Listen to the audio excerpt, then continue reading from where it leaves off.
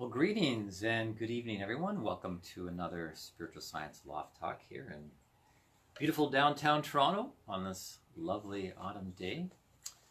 And glad to have a nice warm loft full of people to look at our part two of a loft talk that started a month ago on energy hygiene and spiritual protection. I want to start off with a quote from Rudolf Steiner, who says that humans are under the influence of many forces and is in relation to them as blind as a mole. At all time, we are only aware of one part of reality, although all of reality concerns us. We must have strong powers that enable us to get out of the reach of harmful forces. And I think that's a great quote because it really sets the tone for tonight's talk on becoming more aware of the forces that have an influence on us all the time and how to develop the right kinds of powers to be able to deal with them so that we are not negatively influenced by harmful forces. So when Rudolf Steiner uses the term blind as a mole, I like to think of spiritual naivety. You know what naivety is. It's an innocence, it's a not knowing. Spiritual naivety, I think, is something that also affects us all.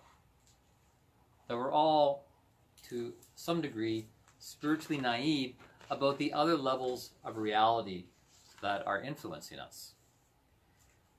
So we have to overcome this spiritual naivety. We don't know what we don't know. And so here tonight we are to increase our awareness. At the previous talk, part one, we introduced the idea of the 7 planes of nature. And this is a model that's used in a lot of traditions where there are 7 levels to reality, beginning with the physical reality that we're very aware of, but then there is the etheric or the energetic level, and then there is the astral level, which is sometimes associated with the emotional level, but it's actually much more than that. It really is the level of our personality, in a way. And then there is the mental plane of things, the level where our thoughts are. The causal plane, some use the word karmic plane interchangeably. And then there is the spiritual plane, which is where the seat of our real spiritual nature resides, our real spiritual identity resides. And then the top plane, the 7th plane, is the divine plane, which is really the highest, you could say, source of all things. So in part one of the talk that we had here, we really focused more on the first 2 rungs, and we gave a basic Ayurvedic morning routine that's a classic routine from hundreds, thousands of years ago for cleansing the physical body and the energetic level. And if you've studied any yoga, you know that yogis are very much concerned about cleanliness, bathing a couple times a day and sticking things up their nose and pulling out the other side and so on and so forth, because yeah, as the adage goes, cleanliness is next to godliness. So yeah, that's where we focused on the previous talk, part one. So tonight we want to go up the rungs. We want to get up the other 5 rungs to the very top and look at various things that can affect us on those different planes of existence. But I want to start off by saying that humans are indeed very complex beings. The reason we're so complex is that we are actually composites of everything that has evolved before, that has led up to the creation and development of us as humans. So we contain everything from the past. That's why we have these various levels, the etheric and the astral and so forth. And I want to introduce a picture that I find really quite revolutionary, quite remarkable, and not something that I hear spoken of in many other places as a spiritual picture of things. And it's the idea that humans have been, in a sense, thought into existence by spiritual beingness or spiritual beings. That we have been thought, we've been dreamt into the existence, that we are emanations out of the mind, as it were, of a higher spiritual reality, higher spiritual beingness that has led to a crystallization of our nature. That it's their thoughts, their ideas, their dream that has dreamed us into reality. And over the course of spiritual evolution, in developing and being fostered along by the spiritual beingness that has brought us to this point, they have thought within us. They have put their thoughts within us. You could even say that spiritual beings think their thoughts within us. And then now, especially now, at this important time in the evolution of things, of human development, we need to be thinking for ourselves. We need to take up the capacities in the inner life that has been fostered along by external forces living within us, and in a sense think for ourselves, take up the power of our own inner life.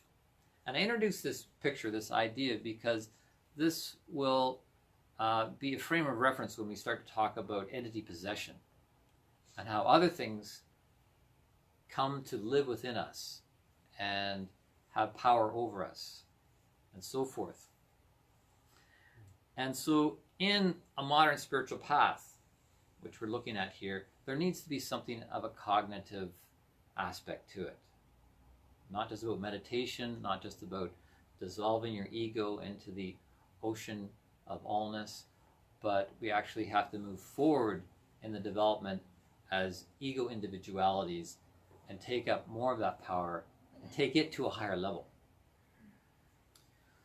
So I think this idea about other beings living and working through us on other levels is not too hard, not too much of a stretch when you consider that our physical body, your physical body is made up 90% of other things than you. Bacteria and so forth that's in your guts and in your skin makes up 90% of what is you. So really only 10% is you. So when we translate that to other levels of our being, we start to get a complex picture of the human being. And so tonight we are going to be moving forward with the planes of nature and focusing on practical solutions. We always want to make this practical, something that you can take home and utilize in your own existence. And to start that off, we're going to have Laura's story here introduce a piece on biogeometry, which is a new kind of science that we have both trained in and work with, use here in our space and in our personal being. And so this is something that she does, even professionally. And take it away, Laura. Thank you. So we're talking about energy, hygiene, and spiritual protection. So as Jesse is mentioning, it's important to know what we are resonating with, whether we can see it or not. So what I do, what we both do, we make that which is invisible visible. We shape spaces through all nature's planes of nature. These are the planes of nature behind me. We have, as Jesse said, first we have the subplanes.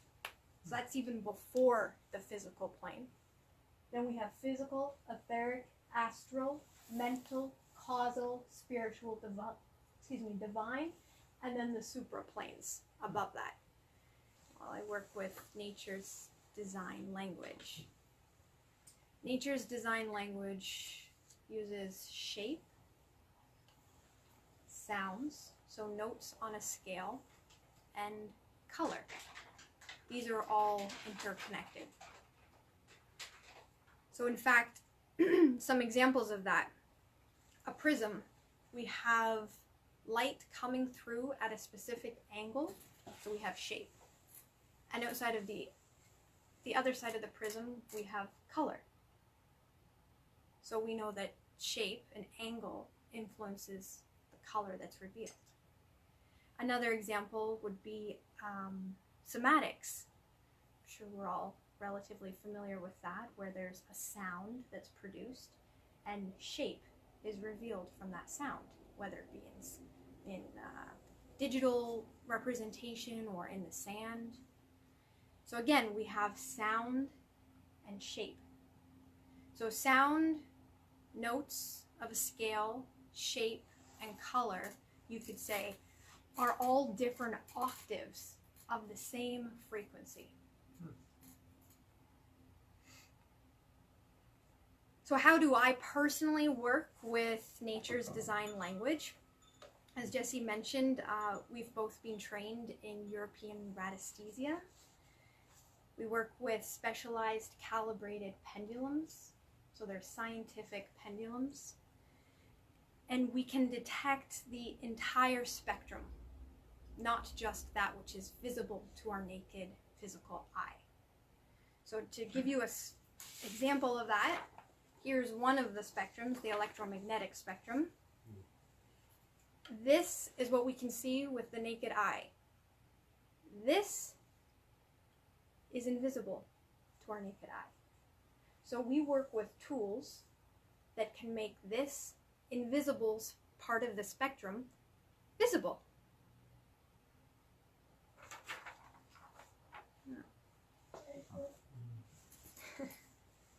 Invisible made visible. So radiesthesia, I said European vibrational radiesthesia. What does radiesthesia mean? It's a Latin term, and it means sensitivity to or detection of subtle radiations, whether that's inert or living. Yeah, so the definition of radiesthesia, a Latin term meaning sensitivity to or detection of subtle radiations, whether living or inert. Which kind of, well, that implies that everything has something that's detectable, whether it's a living organism or a man-made object.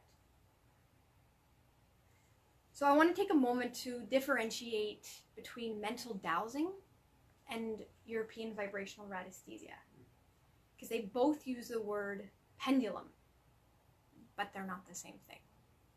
So mental dowsing has become quite popular over the years, but is unfortunately highly subjective, prone to autosuggestion, given that you're working on the mental plane. We're working with the subconscious, or rather the subconscious can influence our results. And it's a bit relegated to the New Age movement. It's, it's not scientific. The pendulums are not calibrated. They're not scientific pendulums. And there's no training required. So someone who's working with mental dowsing may not be aware of energy impregnation, for instance. And I would personally add to this list that there are some potential ethical and karmic ramifications if working inappropriately with mental dowsing. I don't engage with mental dowsing. I do engage with European radiesthesia. So European radiesthesia, it is scientific, it's highly specialized, and a technical method where one must be trained. Not anyone can just do this. We use scales of measurement, so that would include these planes of nature, the 7 main planes of nature, including the sub and supraplanes, or vibrational spectrums like the one I showed. We might use this. So our instruments and our tools are calibrated, meaning we're not using some rock on a string. And yeah, I'll leave it there. So what does it look like when I work with vibrational radiesthesia? I look at environmental and personal disturbances in physical spaces and with someone one-on-one, so someone's personal energy. So what I do is I scientifically measure and calibrate the optimal solutions that support the disturbances that are found.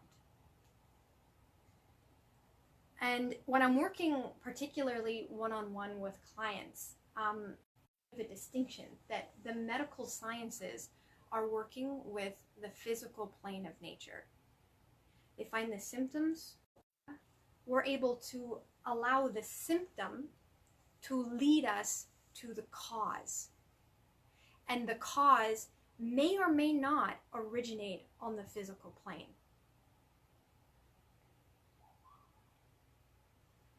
So we're able to take the symptom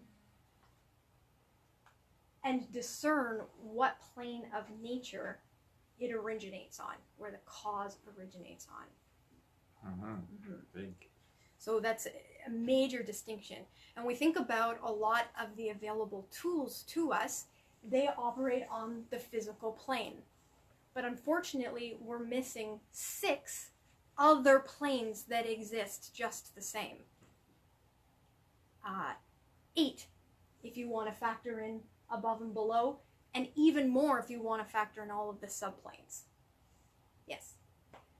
So you mentioned that sometimes, based on my understanding, sometimes it could be originating from physical and influencing the others? That's possible. Is that what? Yeah, so it could originate on the physical plane, but let's say the mental plane is affected. The same is true. It could originate on the mental plane, but the physical plane is affected. Unfortunately, in the medical sciences, they're limited to really the physical plane.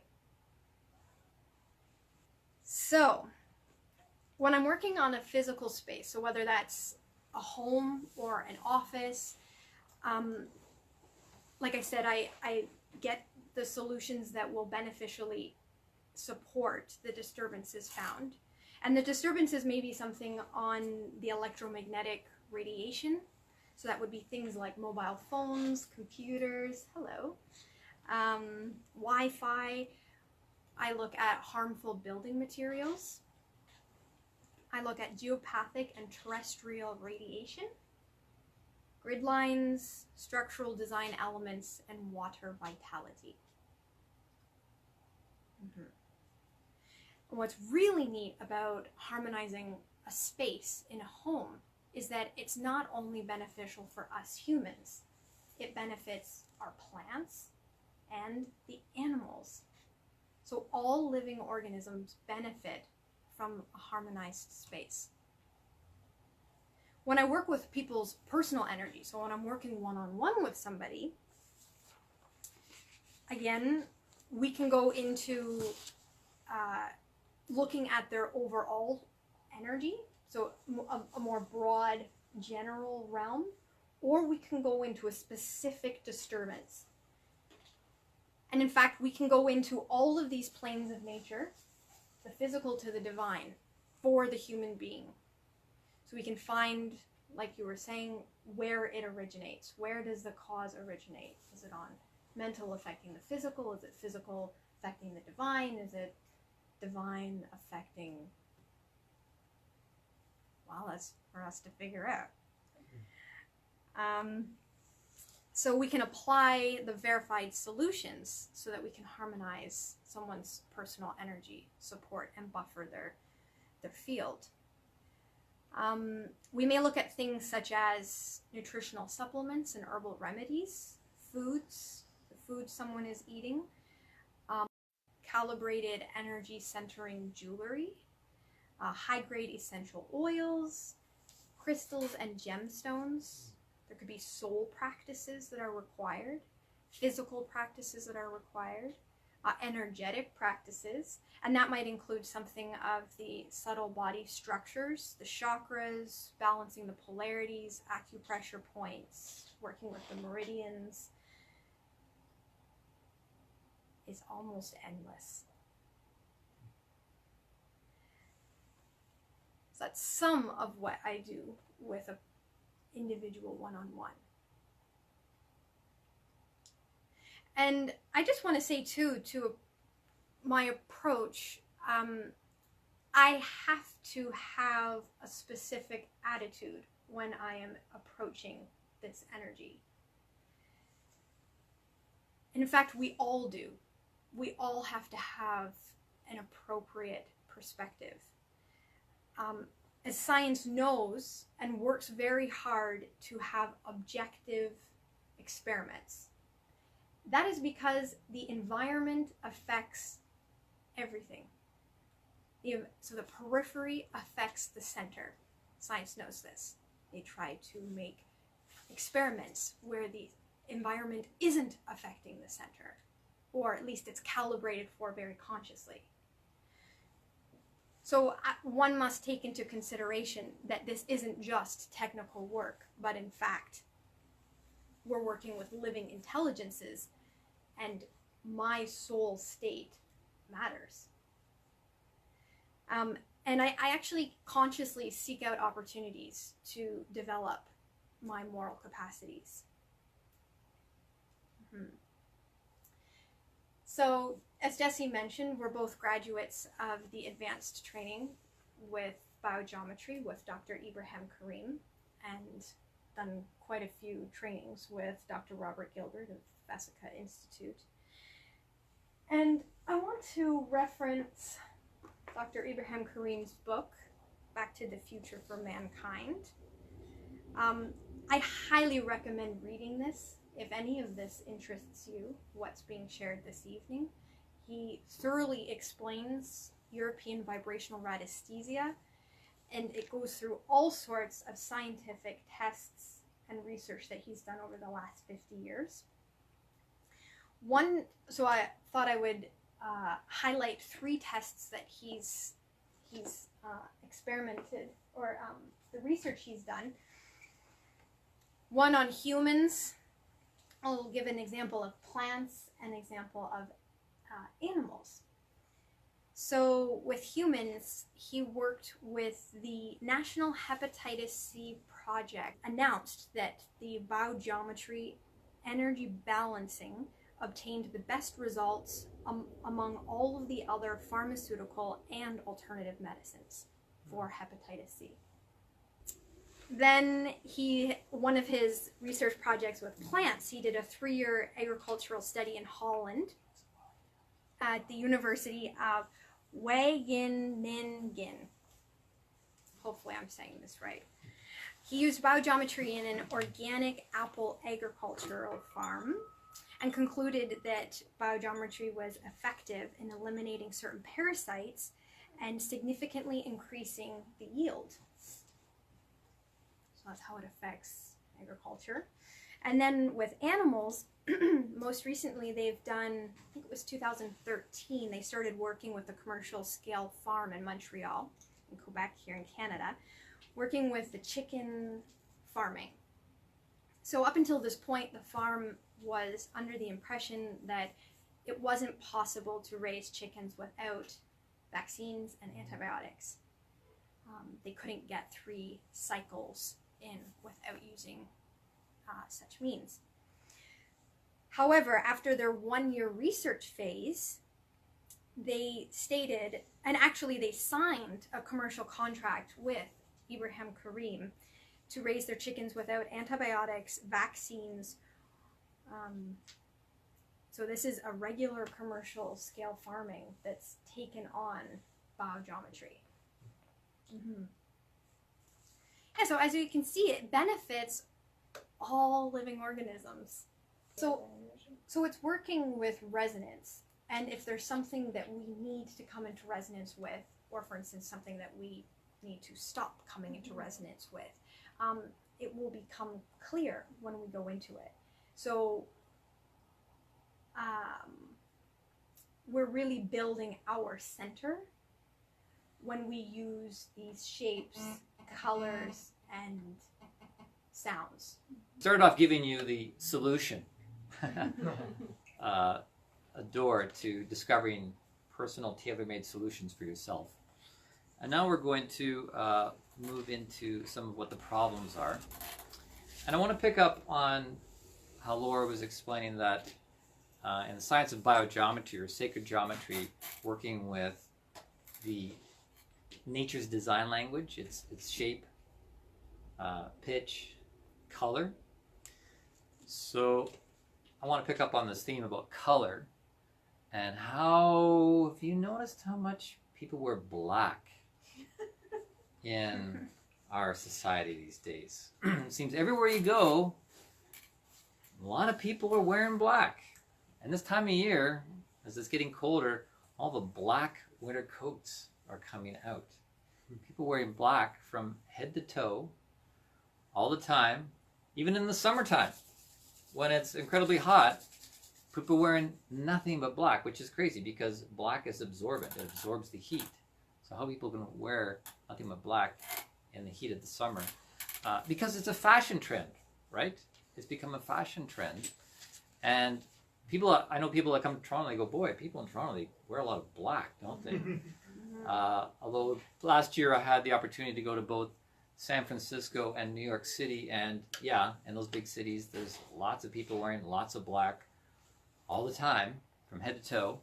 Not only clothing, but you ever notice like over 75% of the cars on the road are black.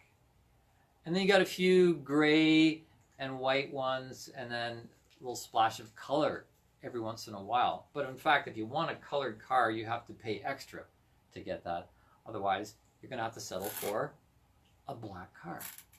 Even the buildings that are going up, I've noticed more and more black condominiums are going up. Places where people live, black. If you stop and think about it, and you look at a rainbow, is there black in the rainbow? Black is not in the rainbow. So technically, black is not a color. Black does not exist in the rainbow. Of course, we do have black here on Earth. There's black squirrels, and there's black cats, and black stripes on zebras. But that's, you know, what the Earth in and of itself has produced, these earth tones, blacks and browns. But in the spectrum of colors, there is no black. Black is the absence of color. Black is the absence of light. It doesn't have the vibrancy of a color. So if we want vibrancy in our life, and that's really what this is all about, is raising the vibration through different means, such as biogeometry and working with nature's design language, we want to find ways to raise the vibration. Black is not going to do that. A little example, about a year ago when they were putting up a new building across the street from CAMH, the Center for Addiction and Mental Health. On the corner right across, I saw the building going up, and it was all forest green. And I thought, oh man, that's so great, that's so wonderful, that's so progressive. They're putting a nice colored building on the corner, so when patients come out of CAMH, they'll have their vibration raised by this nice color. And how disappointed I was when I found out that that was actually the insulation for the walls, and when they were finished, that building was a nice battleship gray. A nice battleship gray with a Starbucks on the ground floor where patients can come out and raise their vibration with caffeine. Oh, that's really going to help. Yeah. So this is a bit of a rant I've got about, you know, the ubiquitousness of black in our culture. Why? Why is it when I walk down the street, most of the stuff in the windows that they're selling is black? This is corporate manipulation. They don't want their products sitting on their shelves, sitting in their storerooms. They want it out. So they know black sells. You know, black is cool, black is chic, you know, black is classic, black is slimming, black is going to sell. So they've limited our choices to blacks and grays and whites because basically anybody can look good in black. Yeah, anybody can look in black. But how about exploring some of the other colors? I wear these colors not because I get to look at it, it's because you get to look at it. You get to look at the colors and the vibrancy that I put on when I get dressed. So, you know, this is part of my consciousness and my giving to the world is the vibrancy of color that I can put on my body. I have to read the lyrics from that famous Rolling Stones song, Painted Black. Yep. I see a red door and I want it painted black. No colors anymore, I want them to turn black. I see a line of cars and they're all painted black. I have to turn my head until my darkness goes. I look inside myself and see my heart is black. It's not easy facing up when your whole world is black. If I look hard enough at the setting sun, I want to see it painted black. Black as night, black as coal. I want to see the sun blotted out from the sky. I want to see it painted black. Yeah. Black.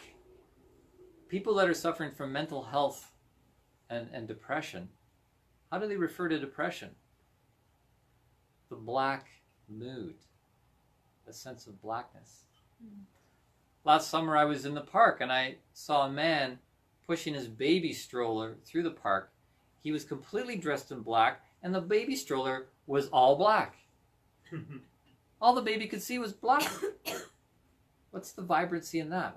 So I went up to him and I said, did you notice like you're dressed all in black and your baby stroller is all black? All your baby can see is black? And he said, oh, I never thought about it.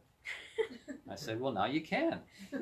There's other colors than black, and black is technically not a color. So, and one more point with this little rant.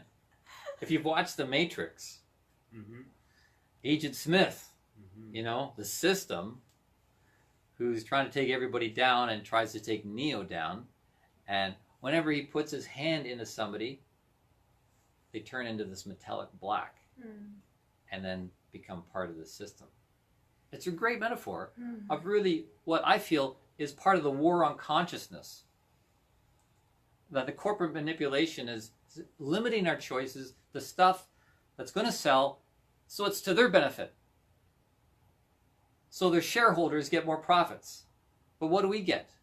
They don't care about what we get. They don't care about our health.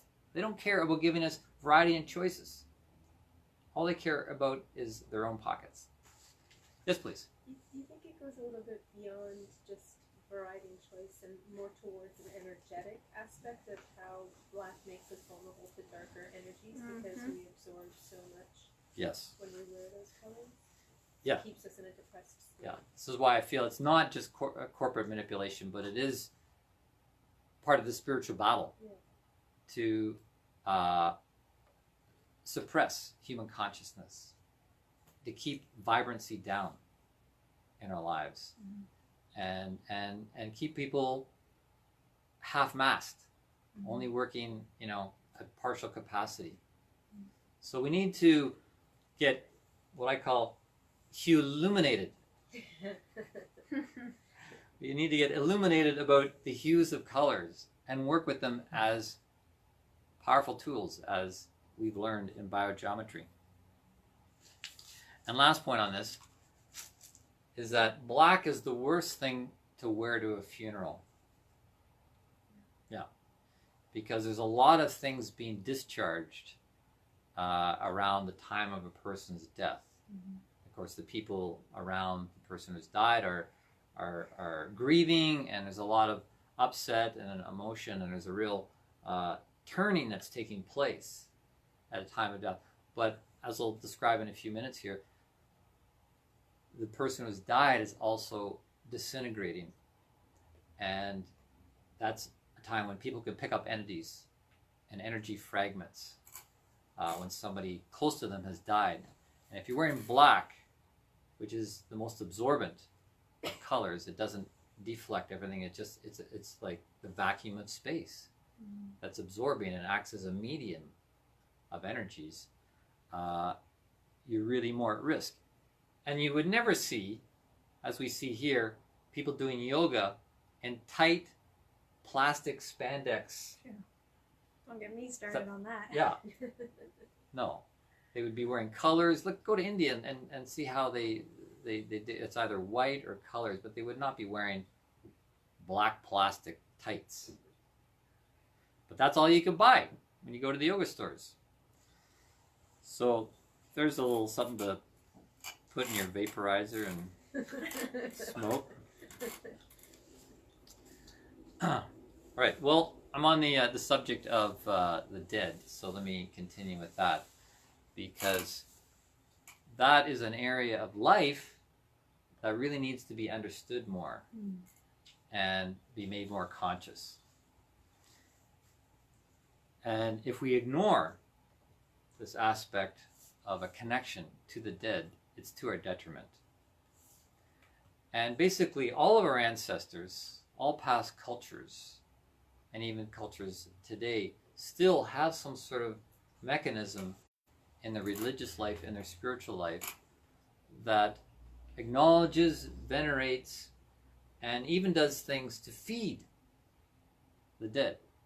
If you go to Asian restaurants here in Toronto, you'll often see a little shrine that's set up with some kind of icon and fresh fruit there, because this is to appease, to feed, to acknowledge that which is on the other side, lest they feel unacknowledged and become vengeful and even worse, become predatory spirits that then will feed off of us in an unconscious way.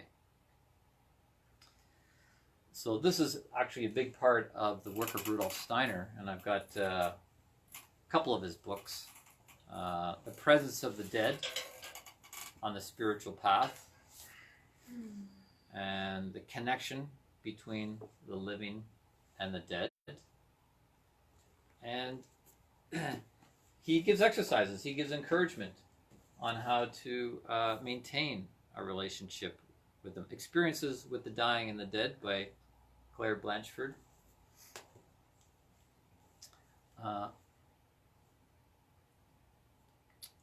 Because even though science, science is a very, Western science is a very young discipline in our time, even though they kind of laugh at this thing and they say, oh, no, there's nothing beyond the physical realm. There's nothing beyond what we can measure with our senses or with our tools. That's kind of mocking all of these past civilizations that have built themselves up on maintaining a connection with the spiritual world. Because with this ladder here, between the lower planes, the more densified planes, and the higher planes of the spiritual and the divine, there's a breathing. There's a breathing back and forth that takes place. A soul breathing, you could say, between being born and dying, or going to sleep at night and waking up in the morning, that there is this flow back and forth. And that flow needs to be taking place within our evolving consciousness. And if it isn't, it's to our detriment. I think of books like Hungry Ghosts by Gabor Mate, a medical doctor here from Canada. And he talks about hungry ghosts, predatory spirits that parasitize people, and that actually can lead to all sorts of things. Addictions. Why do people have addictions? Is it really something coming from them, or is it something that's working through them? That they're being parasitized. Such as discarnate beings.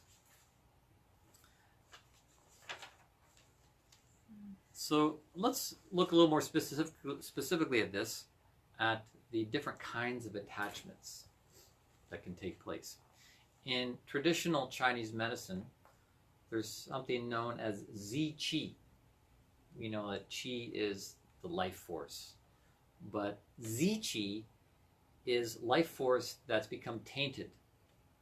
It's a stagnant, corrupt, a noxious life force that can then get into our own Qi, into our own life force. And it's really just an energy that's found its way into the wrong place, that it's inappropriately there, that this Qi, wherever it's come from, has migrated and impregnated into our own energy field, and that can cause problems. It's just something that's found its way into the wrong place. It's like snakes on a plane. There's nothing wrong with snakes, but it would be inappropriate for there to be snakes on a plane, right? So if you got snakes in a plane, it's not that hard to get rid of them. You just take the snakes off the plane. You shouldn't be on the airplane. So away you go. How easy. Problem solved. So with Zi Qi, there's ways that it can be removed, including working with biogeometry. And as we showed in the previous talk, there's cleansing, meridian cleansing exercises, even the thymus thump tapping, the emotional freedom technique. These are all workable techniques that can clear Zi Qi out of your energy system. But you always have to ask the question, why is it there in the first place? And as the Chinese like to say, a clean room doesn't attract flies. So if you've got a clean room, if you've got clean energy, you're not going to attract negative things. But if you're not managing your energy well, you could attract Zi Qi and inappropriate impregnation. I also want to say that it's a good idea to throw out your old clothes. I've been doing that more and more. As I develop my third eye, I'm able to tune in to my clothes and go, does this feel good? Does this t-shirt that I've had for 10 years and sweated in over and over again, and does it feel good to put it on? And a lot of times it's like, no, it doesn't feel good. It doesn't have any crispness. It doesn't have, any freshness to it. So I throw it out. I don't even want to give it to somebody else, because if it's impregnated with my discharged life force, then do I really want to pass that on to somebody else? Because these things have a saturation point. They become impregnated with energies. So you might be mindful when you go to these really neat clothing swaps, where you can get lots of clothes for free, like neat clothes, is just to really look at the item, feel the item, tune into the item, and ask yourself, what's the chi feel of this item? Does it feel good? And don't take it just because it looks good. That's the whole problem with our society. We base everything on, oh, it looks good, or it tastes good. Natural flavors, oh, they taste good, so, it must be good for me. So don't be fooled by the illusion of things and the manipulation of things and the trickery of things. What you need to do is you need to work with Laura and learn how to douse yourself, doing vibrational radiesthesia. So you can test, if the oils are good for you, jewelry is good for you, clothing is good for you, or is this color good for you? She can test the colors to find out what would be a good color to be wearing. So that's Zi Qi. That's in the traditional Chinese medicine. And then also in traditional Chinese medicine is what they refer to as Qi. I think I'm pronouncing it correct. Kuei, which is not dealing so much with etheric energies, but now we're moving to the astral plane. The astral plane, the astral body. And that in traditional Chinese medicine, among the 361 points in the body along the 14 main meridians, 17 of those points refer to dealing with discarnate beings. Discarnate beings. These are beings that are not incarnated. They're outside of a body. These are astral beings, astral energies that can penetrate in, impregnate the astral body. And within traditional Chinese medicine, this is a part of the way that they work. Also in the Ayurvedic system, they refer to these things as the bhutiyas, and they have the bhutiya vidya, which is the science of dealing with entities. So these ancient sciences, and they were sciences, they were spiritual sciences. They weren't limited down just to the physical plane. They were looking up the rungs of the ladder to see what's going on these higher planes that is affecting the physical body. What is the experience that we have when we have an encounter with some sort of discarnate being and something on the astral level? These become parasitic. They're there because they're leeching off of our energy. And this can lead to various emotional and mental disturbances, and even right down into the physical body. Because, you know, as they say, shit runs downhill, right? So if you've got something on these higher levels, it will come right down from the emotional and the mental.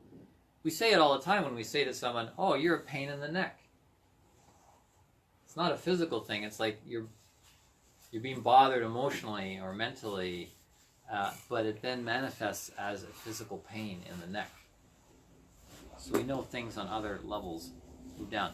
They can lead to eating disorders. If you've got something that's preying off of you, then that can mean that you're needing to prey off of things of the earth as well. So yeah, eating disorders, uncontrollable emotions, and even to severe diseases such as cancer. They can all be emanating from higher levels. All traditional folklores and so forth have referenced these non-physical beings and how they can interfere with health and sanity. So let's ask the question, how can one catch an entity? How does that come about? And I personally had to deal with this. In fact, this is what led me to connecting with the Clairvision school of meditation about 12 years ago, is because I was recognizing a presence within myself. I had chronic fatigue syndrome and ill health, and feeling that there was something else occupying my space, like all the time. That felt uncomfortable. I felt vexed. I felt there was like this extra weight that was in my being. And I went and spent a lot of time with at the Clairvision school and worked with Samuel Sagan, who is the author of this book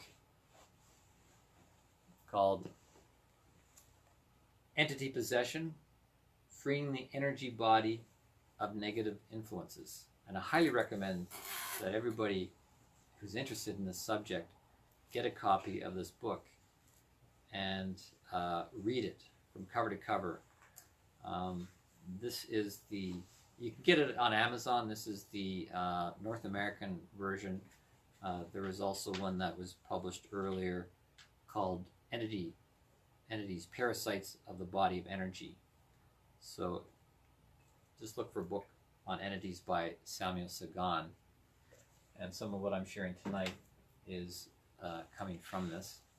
But the neat thing is when you're dealing with entities, whether they're attached to you or not, it's really an opportunity to grow spiritually and to wake up and to begin living within a larger reality of things.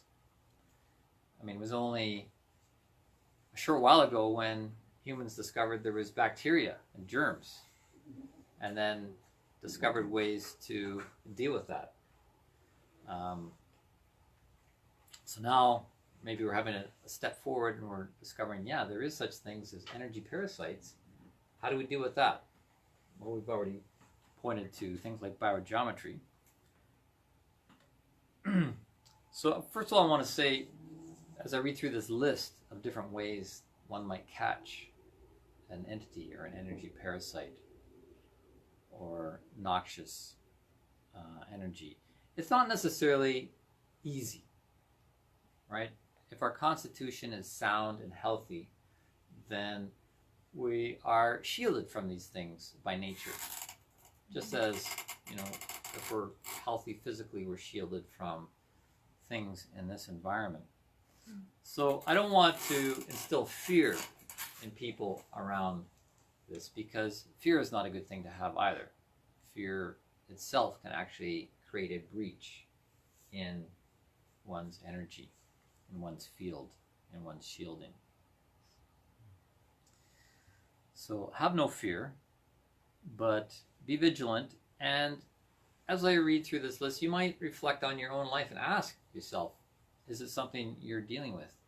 Because it is actually quite common. And I've met many, many, many people that have had entities or have entities, have had entities cleared. It's just part of life's reality.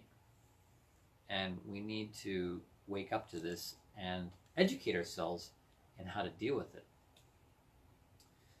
So one of the first ways to open our vulnerability is just through exhaustion.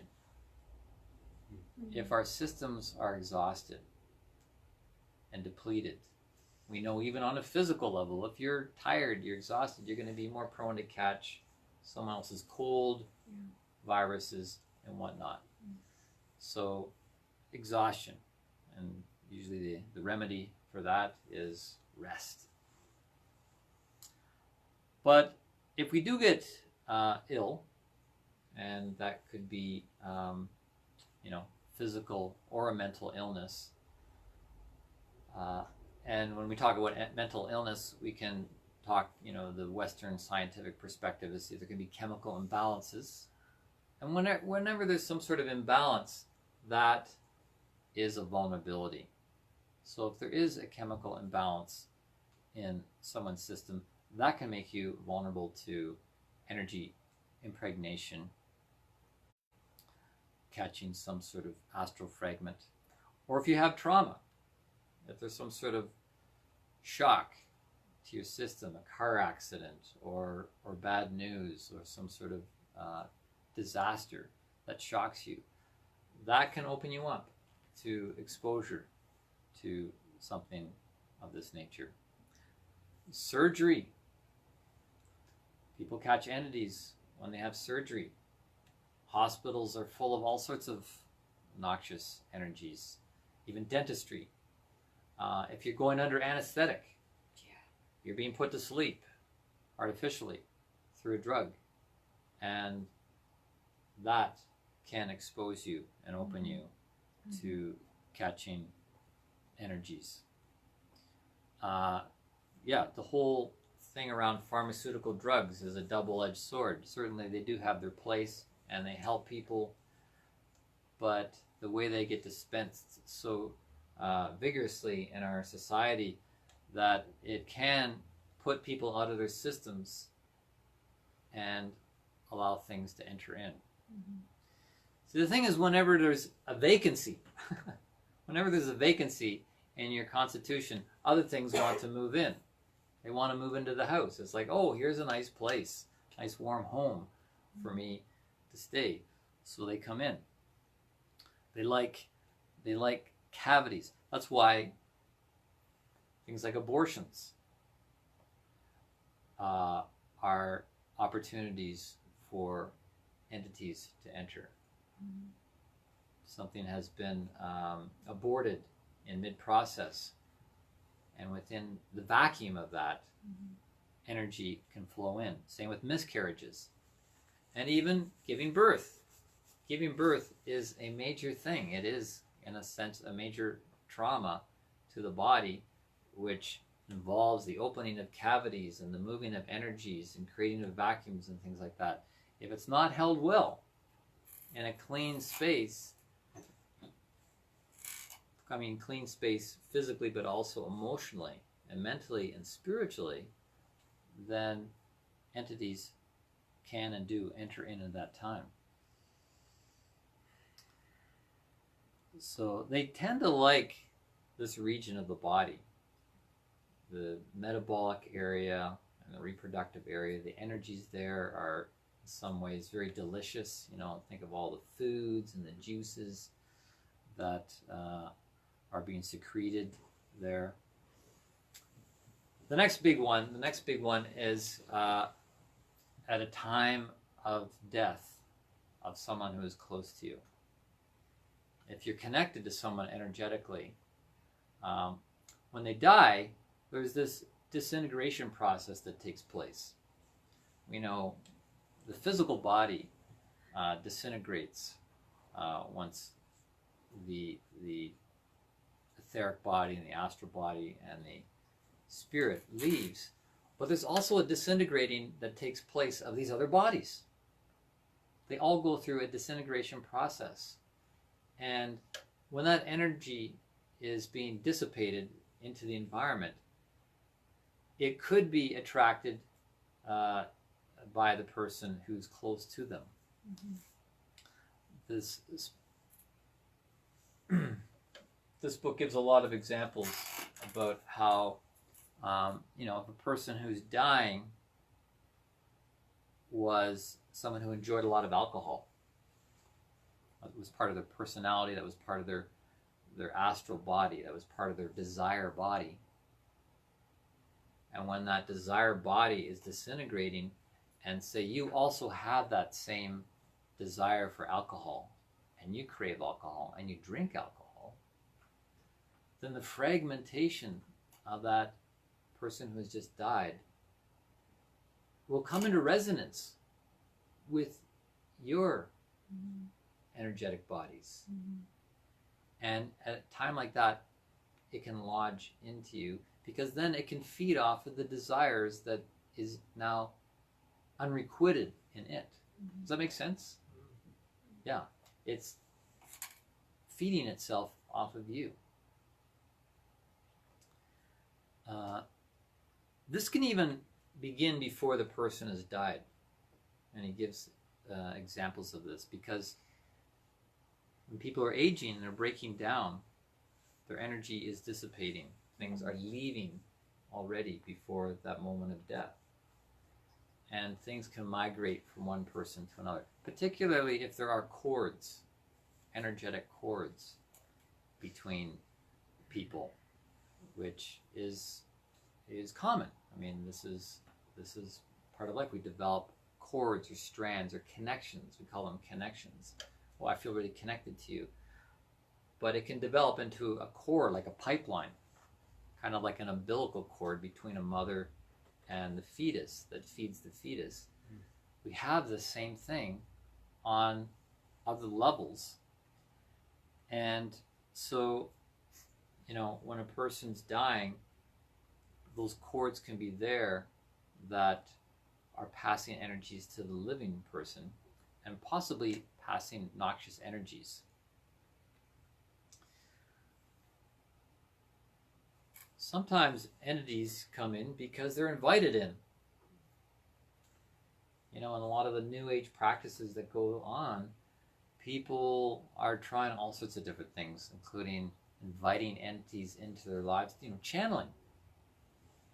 They want to be spiritual, so they want to channel something. They could be think they're channeling some ascended master, some archangel, some bigwig spiritual guide, and or walk-ins, you know, spiritual walk-ins that come in and take over the body and the mind and the mechanics of a human being. So sometimes entities find their way in just because we open the door for them. Often that happens in childhood. Children in their magical play can at times encounter beings, discarnate beings on the other side, and play with them and invite them in. Playing with Ouija boards. Ouija boards certainly, you know, it's a way to connect with the other side, but we don't know what we're connecting with. Most people really don't know. They don't have the capacity to really know what they're connecting with. Yes, please. Can you pick up a parasitical energy through literature? Say you're reading somebody who channeled a non-beneficial energy, and then you read the words that they channeled. Are you then essentially connecting the chain from that first Yes. encounter? Yes, and I'm going to talk about that more in a few minutes here. Yeah, absolutely. There's many, many different ways. Go back to the same with Ouija boards. You know, playing with black magic. That's part of what got me into trouble when I was in my 20s. Wanted to be spiritual, so started experimenting with psychic phenomenon and magic, and yeah, got whacked. Got whacked really hard, as a matter of fact. So another way to absorb these things, encounter these things, is if we're sleeping or meditating or working on an earth line, you know, part of the earth's grid of energy lines. You know, there is the energetic aspect of the earth with these grids, but as the planet gets more and more contaminated and disturbed, there can be a lot of noxious energies traveling on these pipelines. And so, you know, particularly at a crossing, because they're grids with crossings. And if you're sleeping on that kind of spot, you definitely are setting yourself up for,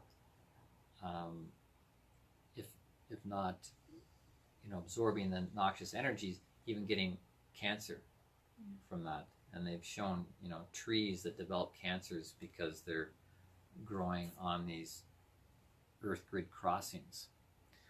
Or you might be sleeping on an underground waterway or a sewer pipeline that's just carrying all this Z-chi with it.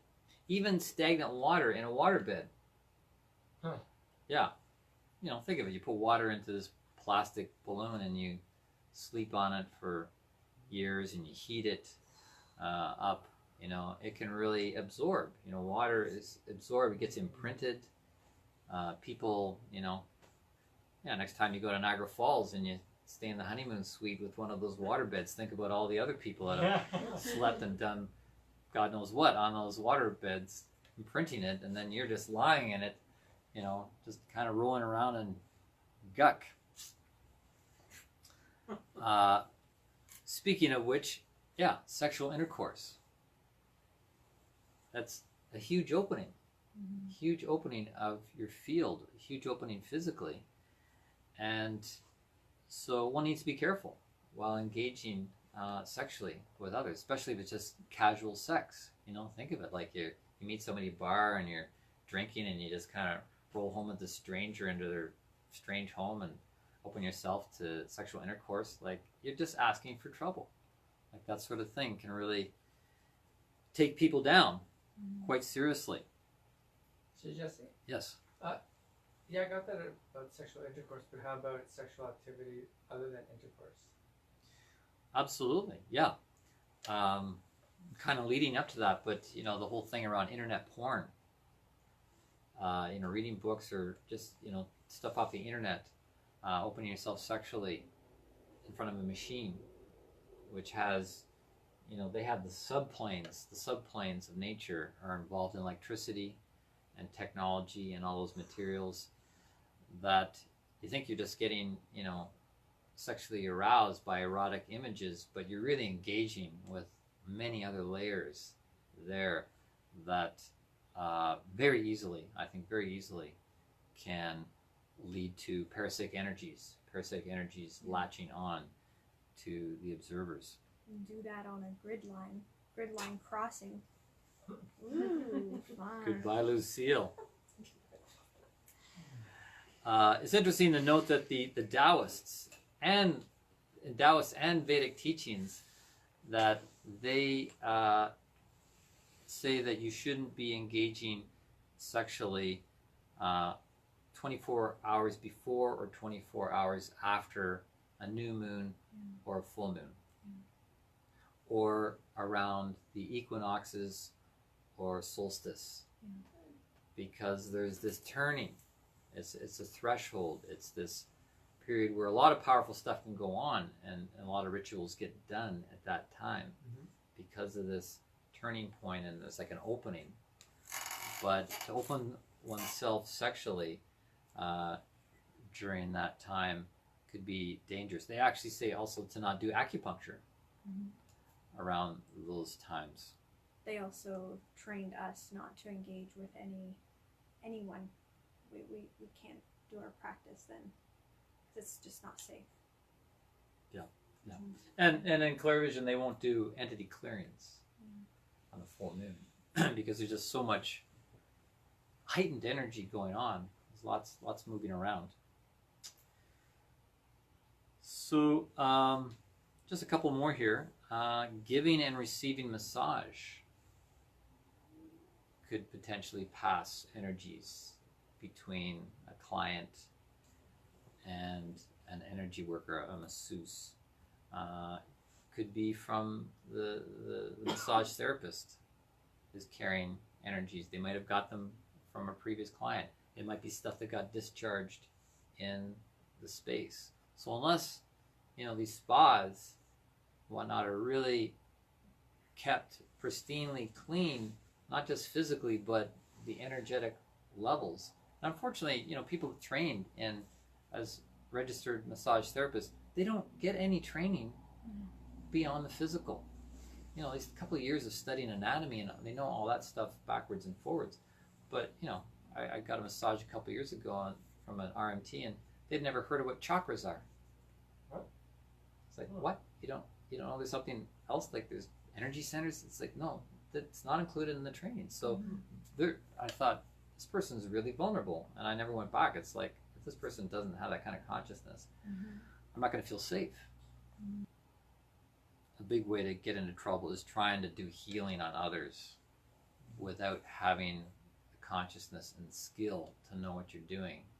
If you're trying to administer healing, energy work, Reiki, all of that, if you haven't developed your own radar for these things, you're not going to notice when these things get passed and things get lodged. And it might not be till months later you go, what is that thing I feel?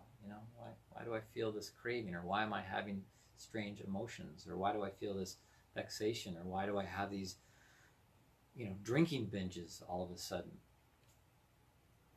So, and especially trying to remove entities from other people when you don't know what you're doing. I've seen people do that too. It's like, oh yeah, you got energy, let's just do something woo-woo and get rid of it. But we have to realize that the intelligence of discarnate beings, of fragments from astral bodies or Z-chi, noxious chi, that they have a survival mode, right? They have a survival mode. They're not going to allow themselves to be cleared or to be processed too easily. They know how to hide, just like any kind of parasite. Like, just go and study the world of physical parasites, and you know how intelligent and clever these beings are to survive. And we're not even yet addressing the whole realm of luciferic beings, which is on a very high level of dealing with entities, which some people even refer to as demonic beings, luciferic beings. Yeah, right, yes. So the question is, what is the origin of these entities? And we're now using the word entity in a very broad sense. It can really refer to a whole range of different types of beings, and it's not really within the scope of tonight's talk to categorize every type of being that is there. But with regards to discarnate beings, we're really talking primarily of human beings that are no longer in a body, that have died. And what, just, you know, in a very kind of simple portrayal of this, as I was saying earlier, there's a disintegration of the different parts of the human being, the physical, etheric, astral. And so what the most common occurrence is that these discarnate beings are not, it's not really the spirit of a human being. I mean, that does take place. We do connect with the dead when they leave their body and they go on the next step of their journey in the spiritual world, looking back at this past life and then looking to the next life. But, you know, things like ghosts, it's really not so much the spirit of a human being, but what is left of their astral body that is trapped on the astral plane, or part of their astral body, part of you know, a fragment of the astral body that doesn't know that it's dead, and so is still acting out based on the desires and the attachments that it had when it was on Earth. And those are the things we're looking at that are primarily troublesome for humans. That these fragments are still acting out of the energy that was created while they were alive. And then it becomes like a sliver that is an astral space that comes into resonance with us. It comes into resonance with the desires and intentions within our astral nature. And if our desire is like for, you know, drinking a lot of alcohol or doing a lot of drugs or, you know, lots of copious sex, then these astral slivers will come and lodge in our field to try and continue expressing itself in the way that it had when that person was alive. But there is a whole range of different beings. I mentioned luciferic beings, and I'll talk about them in a moment. There is also elemental beings, nature spirits that are connected to the natural realm, to the elements, water and air and warmth and so forth. So it takes someone who's really knowledgeable about this and to some degree clairvoyant to be able to discern what is the nature of the energy, what is its, you know, what it's trying to do and how to have it removed. So yeah, we'll cover some more of this as we keep going. I want to pick up where I left off and talk about possession, talk about spiritual possession and the different types of possession. Because I've got this very interesting book that came out in the 1920s called Possession, Demonical and Other. Sums it up. Yeah, yeah, that pretty much covers it all. So, yeah, so there's demonical possession, and then there's other. Yeah, this book by T.K. Osterreich is a fascinating read. I don't recommend that you necessarily go out and buy it. It's kind of an historical thing now because it's pretty much 100 years old. But he documented all sorts of different cases of possession and then categorized them into different themes. So some of the other kinds of possession, other than demonical, is what he referred to as spontaneous possession, where people within religious ceremonies, rituals and whatnot would be taken over by some kind of spirit. They might consider it the Holy Spirit, or some sort of God, some sort of being, and they may end up speaking all sorts of strange things or rolling on the ground. Sometimes it's referred to as being slain in the spirit, being taken over by the spirit. And within religious circles, this is considered a positive thing. It's like, yeah, somebody got one in the cup. So, yeah, it still happens to this day. And then there's also artificial or voluntary possession, which is often done under the influence of some kind of plant spirit entity, plant spirit intelligence. And this also is done a lot today, and in some ways it's even growing more as people in Western culture are turning to other forms of healing, such as working with plant spirit medicine, namely ayahuasca, which is something I worked with for a while, a few years ago, down in the Amazon and a bit back here, where it's actually considered a form of controlled possession. Because under the auspices of a shaman, you're ingesting this potentized brew. Ayahuasca, they boil the chacruna leaves and the ayahuasca vine for hours and hours down to this very thick, pulpy tea. So it's highly potentized. And then the shaman dispenses it, and you go under.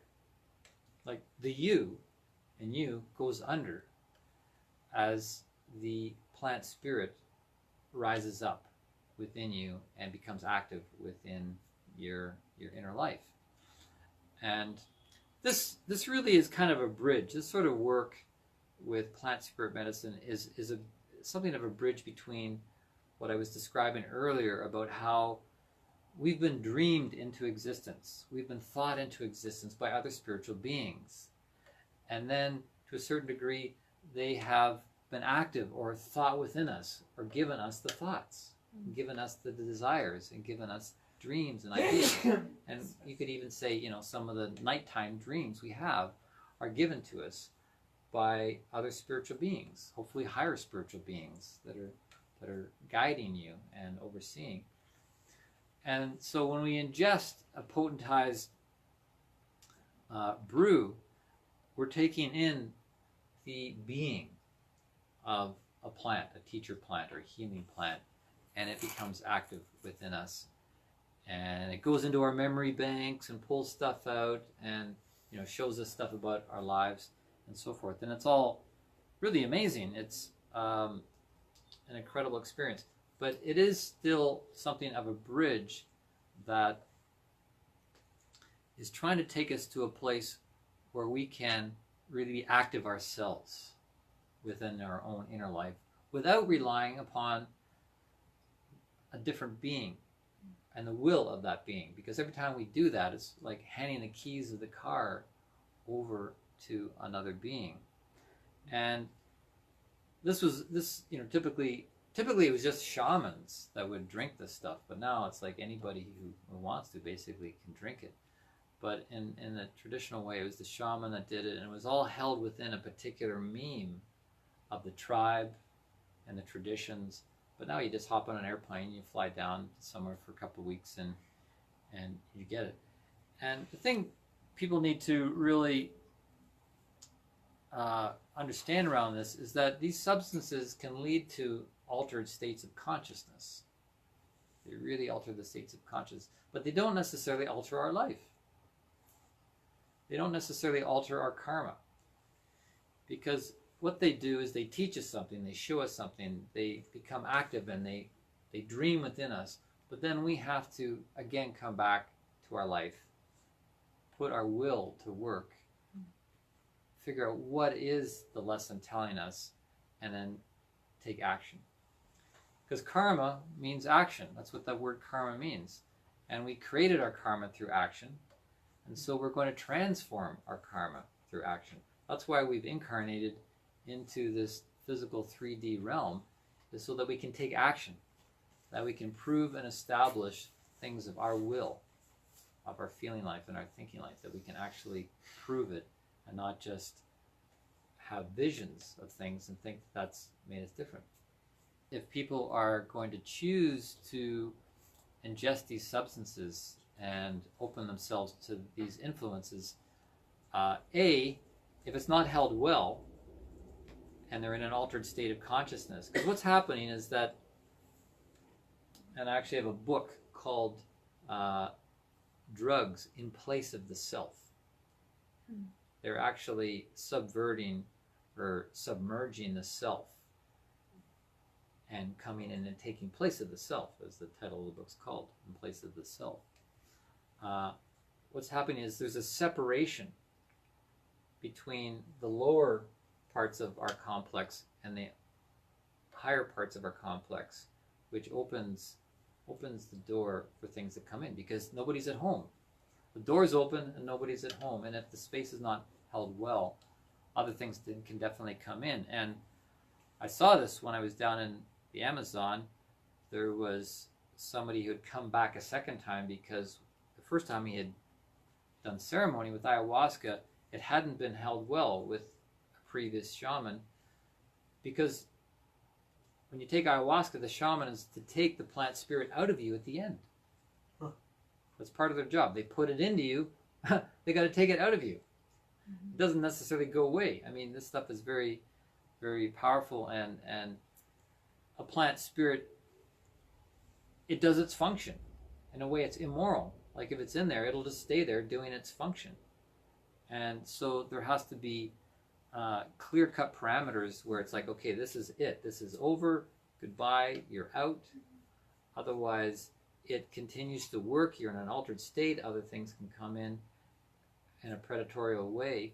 And a lot of that happens. It's quite free. I had the same sort of experience. Like when I came back to Canada, there was still some cords and things that were unresolved that hadn't been cleaned up properly, and I had to go through some work to finish off that which hadn't been finished off. It takes a lot of self-awareness. Like this is the name of the game here. It takes a lot of self-awareness to observe what's going on and to lead oneself through a journey with a substance, with a plant spirit, intelligence. But the catch-22 is when we take these things, we often lose the self-awareness. Like that's part of the game, is to get high, to get out, and to let these things run their run their power within us. Got to mention alcohol.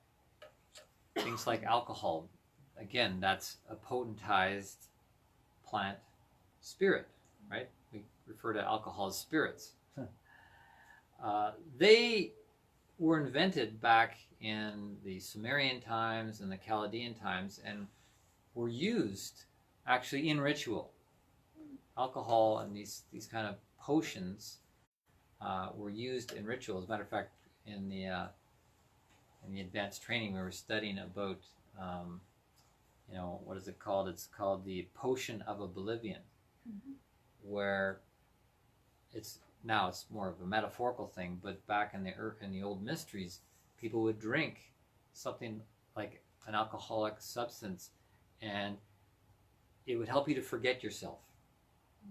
It would dim down the personal memories, so that then you could have administered the potion of remembering, where you would have a remembering of the higher mysteries, the esoteric secrets, and the things of the universe could then be revealed. So alcohol actually had a benefit in spiritual practices back then. But unfortunately now it's the reverse. Because we've evolved, and the things that are going to support our spiritual standing in our world, in the world, and standing in ourselves, have to rely more on our own interactivity and our own inner will. So what happens when you drink alcohol now is that it's going to block your access to the spiritual world, and it's going to block your access to remembering personal things about your own spiritual life, including past lives. Matter of fact, Rudolf Steiner says that in somewhere, that if you're drinking alcohol, you're not going to be able to work with your past lives. You're not going to be able to access them, remember them, and work with them in a spiritual way.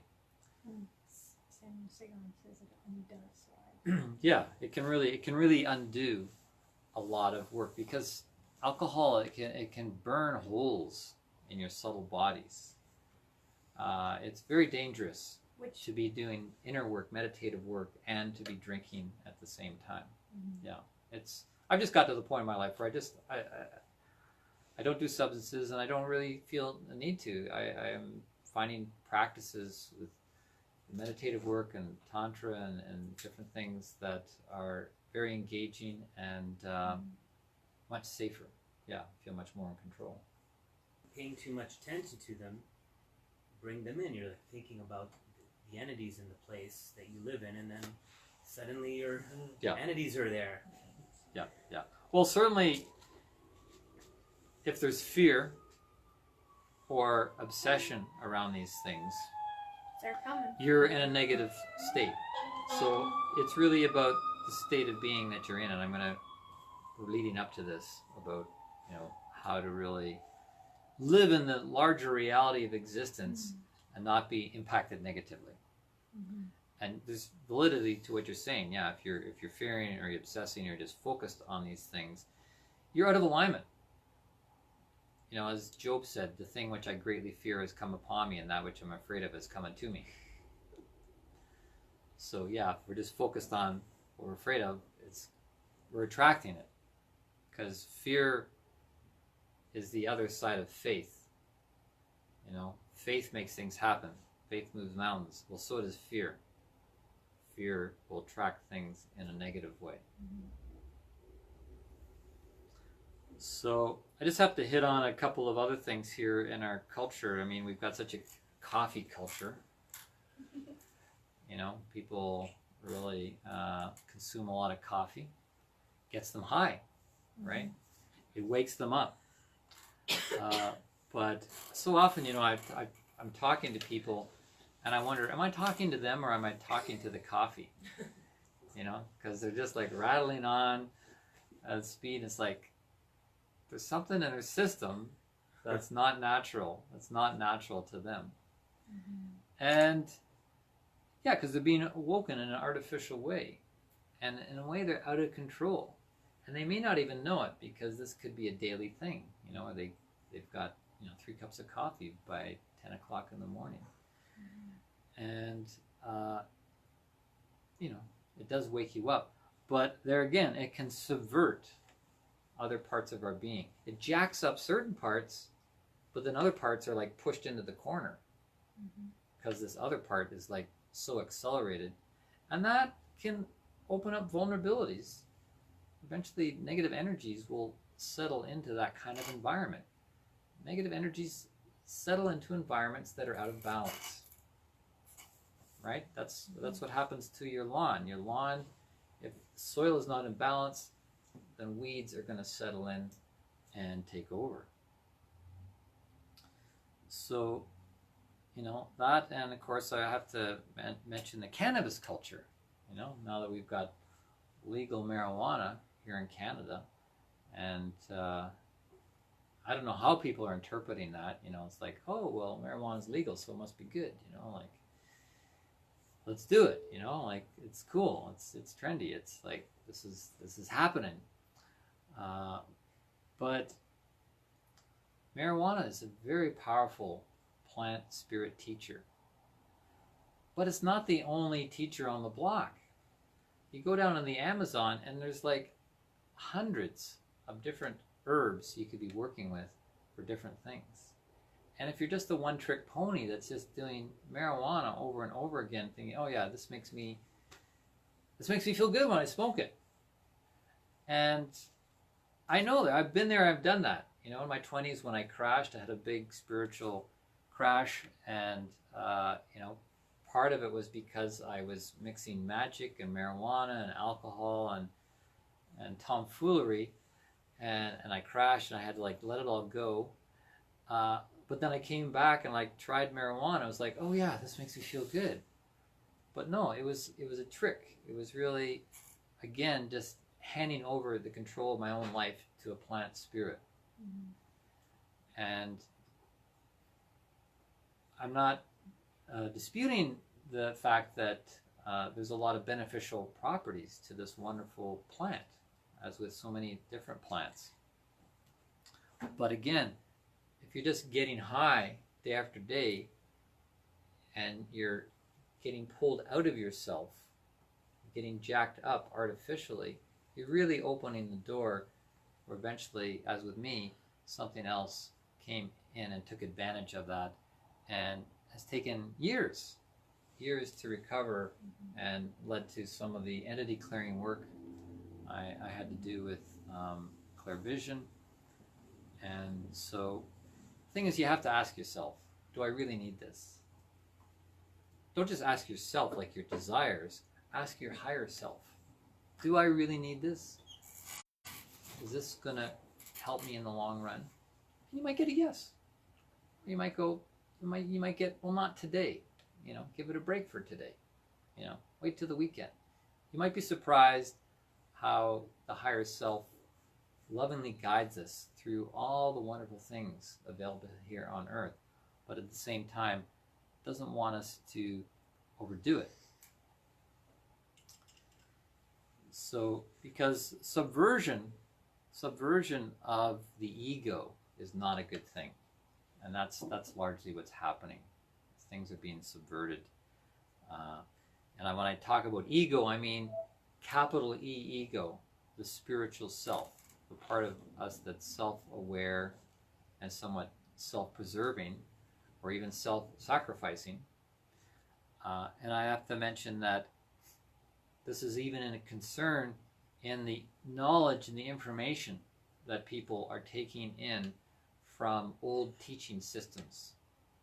Some of the old teachings from hundreds of years ago, and so forth, and I can't go into this in a lot of detail, but it was a different spiritual climate, and humans were at a different place where, you know, there was an emphasis on humility and submission to the higher, be that through a master or a guru.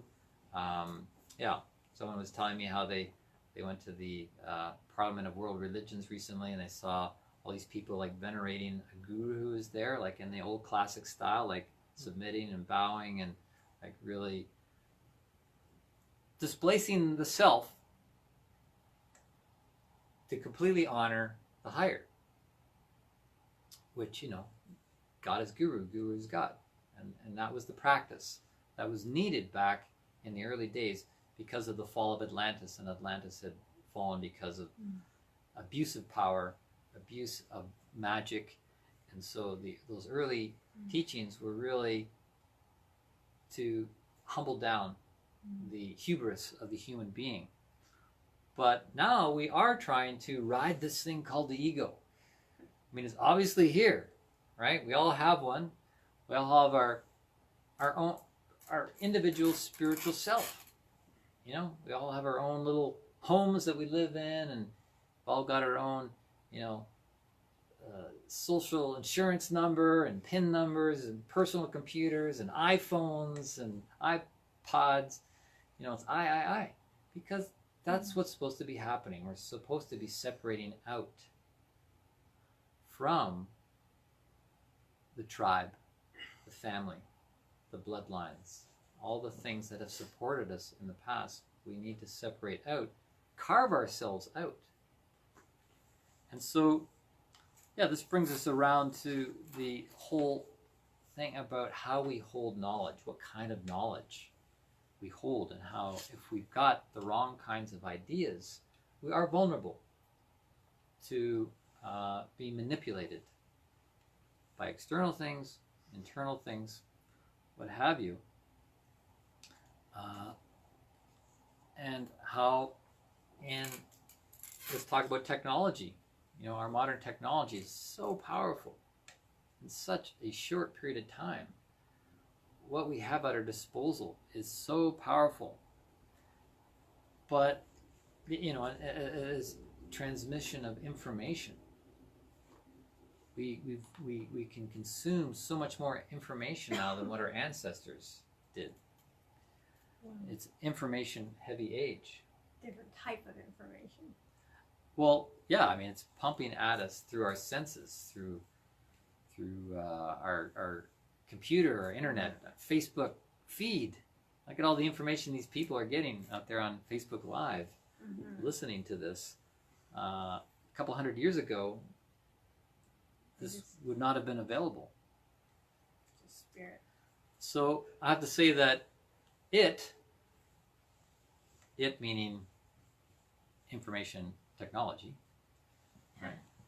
IT, is extremely powerful but extremely dangerous.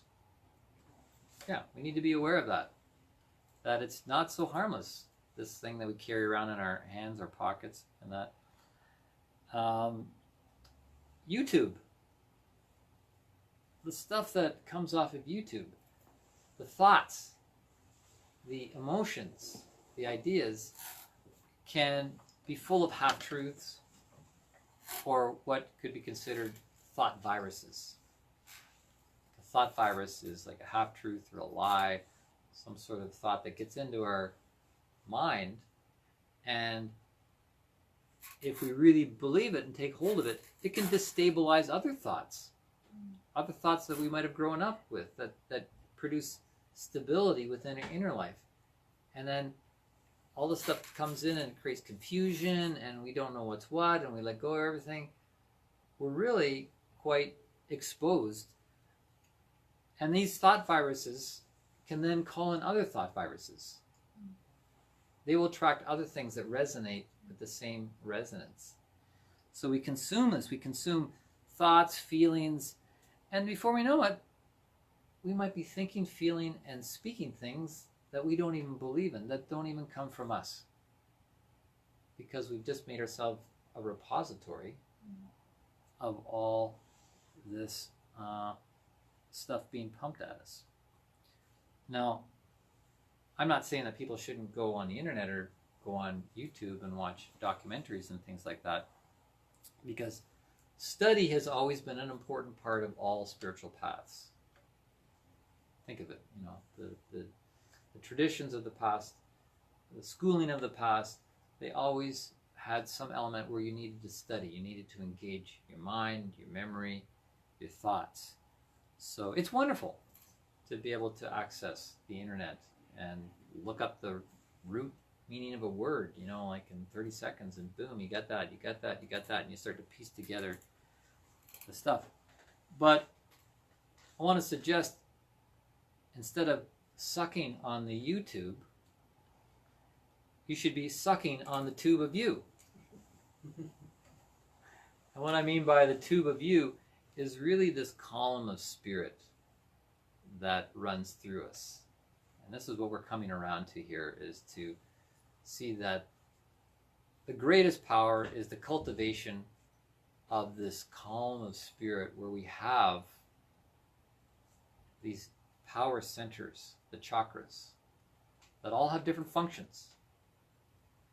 And they are these centers that can both receive information and transmit information. There's a constant exchange going on with our inner world and the outer world through the different centers, including the centers above.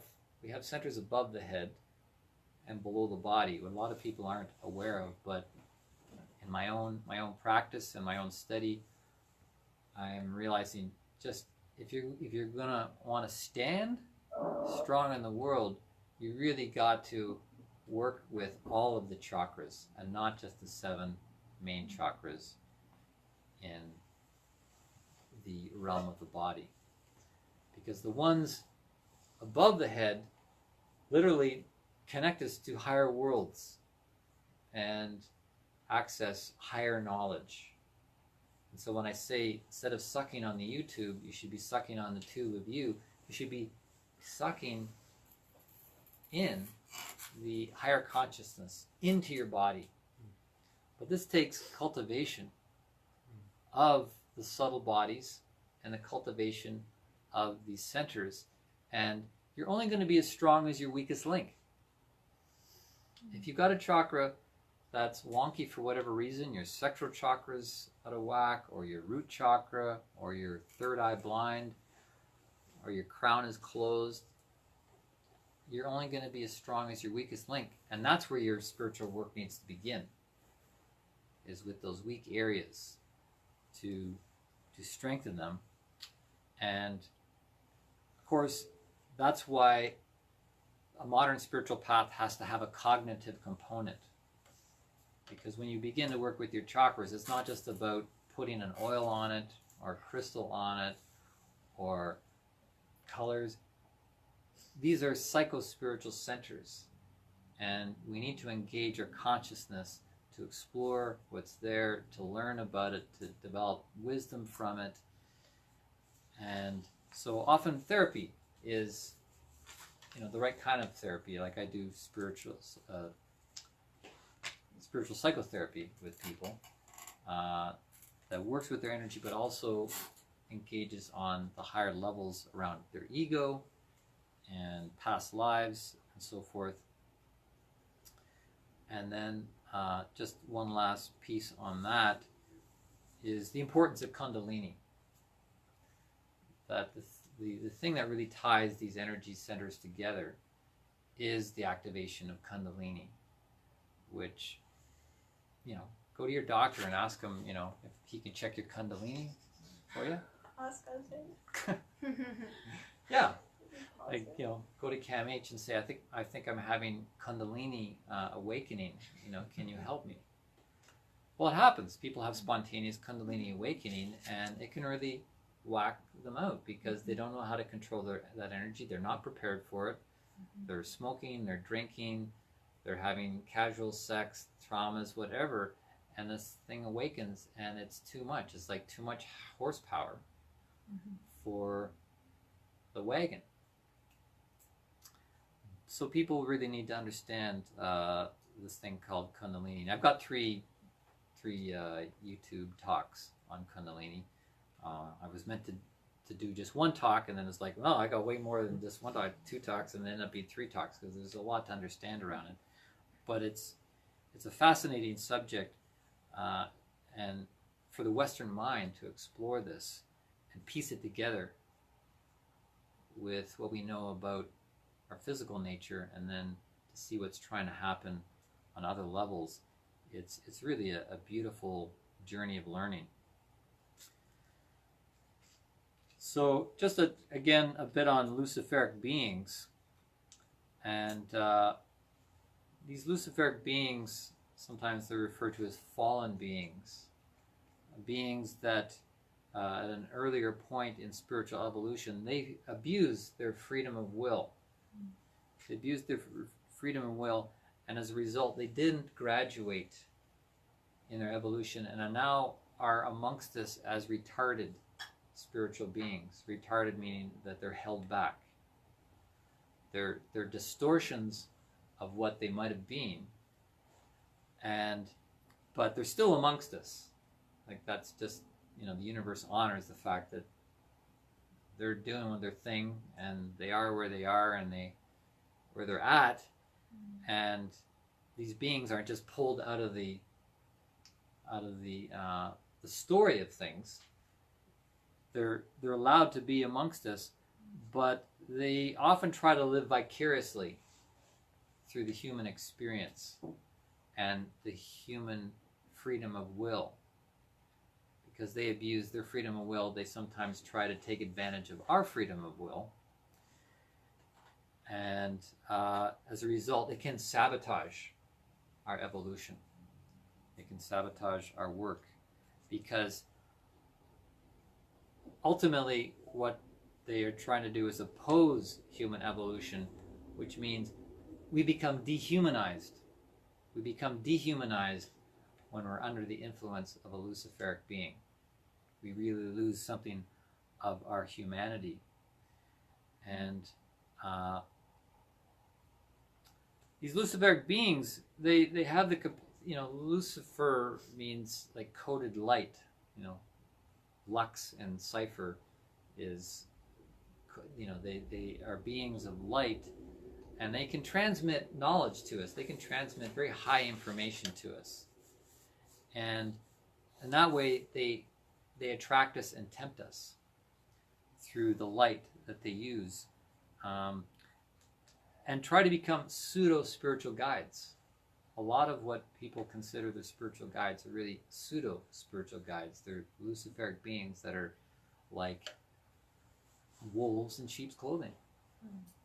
They looks all very innocent, and they give you tremendous knowledge. I had a Luciferic being jacked into my upper column in my 20s, and I was getting what Samuel Sagan calls sugar venom. It's like all this sweet stuff dripping down my column into my consciousness.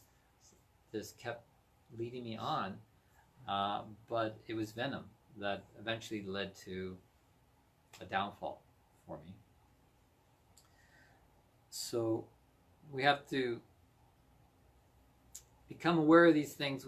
We can determine if something's a Luciferic being if it possesses us. Because true spiritual guides and whatnot would never try to possess us or overtake our will or make us do anything against our will. That's one of the determining factors. And it's also who's getting the glory. Because these beings like to be glorified and even worshipped in a sense. So one of the ways they work is they'll bait and hook. They'll bait you with an idea, right? It's like, oh yeah, go home and watch internet porn and smoke up and drink. And it's like, oh yeah, that sounds relaxing.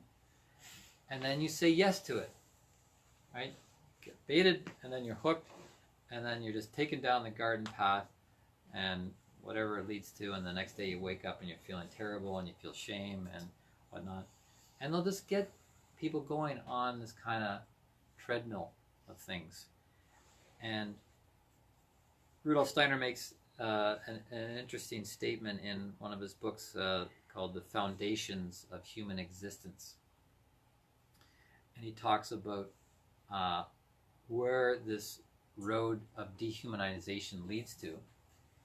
He says it'll lead to an animalization of our thinking forces, an animalization of our thinking forces, a vegetabilization of our feeling life, become like a vegetable, and a mineralization of our will forces, which means they become paralyzed or hardened, so that we become impotent in our will. So yeah, they try and play off our desires, you know, to bait and hook our desires, things, you know, our sympathies and antipathies. So one of the ways to strengthen ourselves is to develop the capacity for empathy. Empathy is kind of a transcending of our own desire body. And this is part of the work, is the transcending or the transmutation of our desire body, which is what we teach in the spiritual boot camp with Tantra, is how to transmute these desires and these energies to a higher level, so we're not so vulnerable to these desires of an earthly nature. Because when we die, one of the first places we go to is Kamaloka. Kamaloka is the Sanskrit word for the location of desire. And in Kamaloka, we have to deal with the unrequited desires that we developed on Earth that still need to be transmuted. Some people call that hell. Some people call that hell, yes. So we're running short on time, so I'm just going to quickly cover these points, and then I'm going to close with an interesting little piece. I already mentioned, awakening clairvoyance, developing clairvoyance is what we're going to need to navigate these shark-infested waters, because we are magnetizing things to ourselves all the time based on the contents, both conscious and unconscious contents of our soul. And with clairvoyance, we can understand the karma that's in what we're manifesting. We need to be able to read the karmic script of our lives to navigate what's there. And as we do that, we can get in alignment. Ultimately, it's about sacred soul alignment. Aligning the lowest planes with the highest. We want to align the lowest planes with the highest. And in doing that, I like some of my favorite verses from the Bible is that we need to seek the spiritual things first. We seek the highest things first, and then all the lower things that we need will be added unto us. Seek ye first the spiritual things, and all else should be added unto you. When you get in that kind of geometry, then things will fall into place. Things will work. The second verse is, the kingdom of God is within.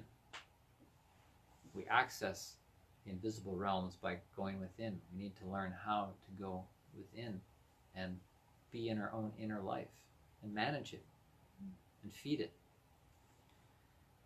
And then the third verse is, we must become as little children in order to enter in to that realm. You're not going to be able to enter in there with just rational, logical thinking. We see where that gets people. I went to university and I see how the rational mind really bars the door to the inner realm, into the spiritual world, and to go to the higher planes. So to become as little children, what does that mean? That doesn't mean that you throw away your rational thinking and your capacity for discernment. It just means that there's a certain purity and openness that's there to receive. For example, children don't lie by nature. Lying is something they learn to do out of fear of punishment, fear of being humiliated or embarrassed. Children have that sort of purity where they would speak the truth in the right kind of environment. So we need to get away from lying to ourselves and lying to each other. If we're really seeking the truth and seeking the highest truth, we need to get in alignment with the truth and put away lying. And something that can help with that, especially if you have been a liar, is the power of confession, which you don't hear much about this in modern spirituality. Like to go and confess to a friend or someone what you've done wrong in your life. To come clean so you can let it go. Have some significant other person hear your confession about your life or something you've done, a particular event. So once it's heard, then you can move on to the next step. Once you've got it out, then something else can come in to that space that's being occupied by a lie. And those lies will magnetize other lies. And, you know, as they say, one lie leads to another. And it can lead to demonic possession and physical and mental illness. So to finish things off, I wanted to talk about one of the most powerful forms of protection and one of the most powerful forms of spiritual protection is that of prayer. Prayer. And in my training, when I did a training a number of years ago, a spiritual warrior training, I was taught that prayer is first aid. First aid, prayer. First thing you turn to. Yeah, get in alignment, find out what's going on, ask for help. And of course, prayer is a two-way conversation. It's not just speaking into the air, it's having a conversation with the divine wisdom, you know, the spiritual help that is there. And this is something that a child would do naturally. Children have no problem with praying and acknowledging a higher power. It's just when we become adults, that ceiling gets put in by modern scientific ideas that cut us off from the higher power. But entering into a state of prayer is entering into that pure, innocent, childlike mindset that can then be receptive to receive. And that's what we need, is to receive. Jesse, Yes. can you expand a bit about the content of prayer? Yes. Yes. I was just going to say, even if we're not sure 100% about, you know, what it is that we're praying to and what that looks like, it doesn't matter if you don't know what it looks like. You can have 100% faith in it, though. You can still have 100% faith in the omnipotence of this power that can create and destroy, to support, and so forth. Even if, I mean, the face of God has changed many, many times over the eons, from one thing to another. As they say, God created the human in his, her image, and now the human keeps recreating God in our image. So the real point in prayer is to raise the vibration. Content is kind of secondary. And there's different ways to pray. There's prayers that are praising the higher worlds, the higher being, and there's prayers that are petitioning. They're asking for help, they're asking for support. Maybe you need help with your health, relationship, finances, internal struggles, and so forth. It's really the mood that counts. And we're going to finish off with a prayer, but to demonstrate the power of prayer, Laura and I are going to do something that we did when we did the biogeometry training, is that you can actually measure the quality of energy that's being emitted by a person that's praying. And as I was saying earlier, you know, things can get impregnated, like your old t-shirts impregnated with nasty energy. You can impregnate things with positive, beneficial energy. So to do that, as I did in the training, I'm going to take a piece of paper, we're going to measure what it's emitting, and then I'm going to pray, do a closing prayer while holding this between my hands, and then we'll test what's in the paper afterwards. How's that sound for a spiritual scientific experiment? So Laura's got the chart to measure the amount of beneficial energies that are in there.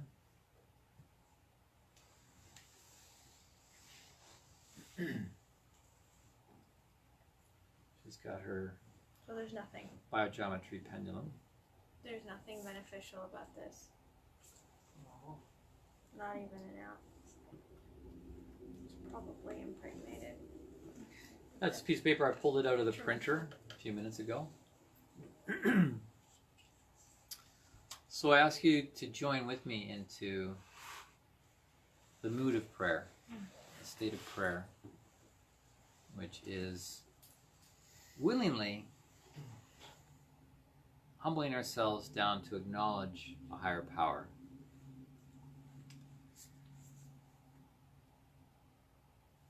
Turn our thoughts, our feelings, our heart to an acknowledgement of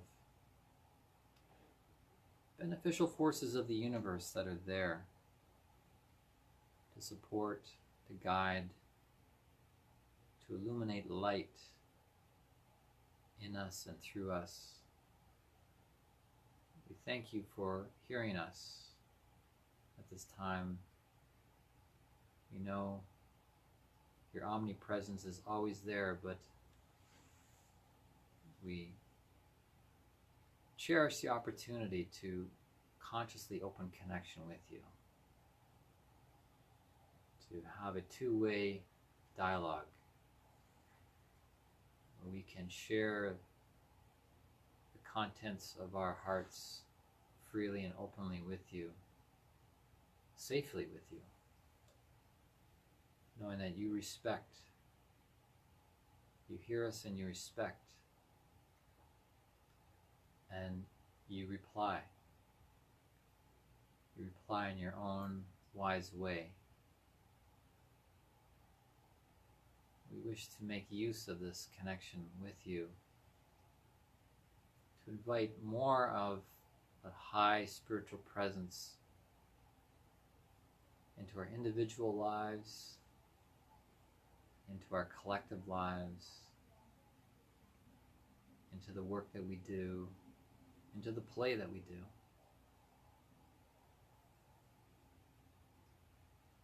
Thank you for this evening, this time and place with this circle of people, and how we've been able to absorb important knowledge and wisdom that we can take into our wills and work with. May you continue to work in us with this knowledge to show us how to apply it, to better ourselves as servers in the world, servers of you, extensions of the great high will of the universe to rise up as loving, conscious beings. We rejoice in this moment at this awesome privilege to be awake and to have a purpose, to have power and tools to work with, and how the mysteries of life can be revealed to us if we seek and knock and ask. Please continue to fill us with your love, your light, your life, that we may be strong and healthy,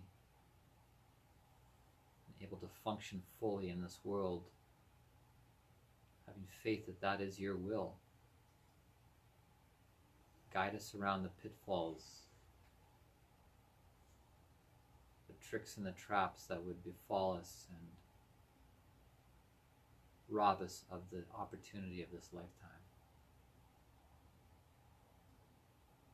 We believe in your omnipotent power. May we manifest it courageously more and more from this day forward.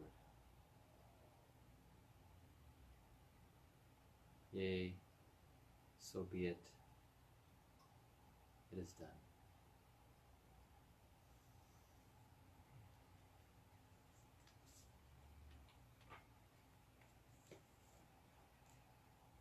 This is a scale between 1 and 32. It was 0, now we're up to 13. So that's been impregnated in this paper. Would anybody like to take this piece of paper home? I'll take it. All right, Quinn, you're the lucky winner.